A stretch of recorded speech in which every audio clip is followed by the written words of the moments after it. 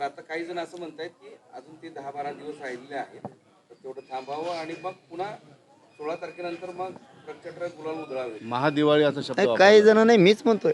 काही जण कसेच मीच म्हणतोय. काय काय काय काय राय हे बघा, रायगडाच्या चरणी आलो त्याही वेळेस सांगितलं होतं विजय प्राप्त होतो रायगडावर आल्याच्या नंतर.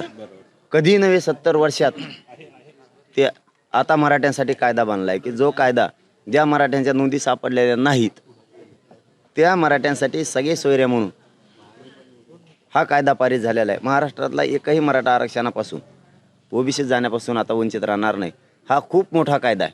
मराठ्यांचे पोरं शांततेत मुंबईला करोडोच्या संख्येने गेले आणि शांततेत वापस आरक्षणच घेऊन आले. मराठ्यांसाठी त्या शब्दासाठी कायदा पारित करणे म्हणजेच आरक्षण घेऊन आले आहे.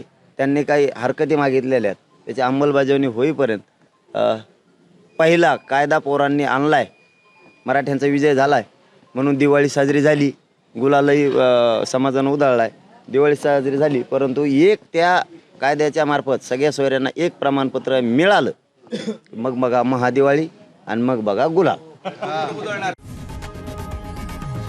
लोकशाही मराठी ऐका, पहा, जागरूक रहा.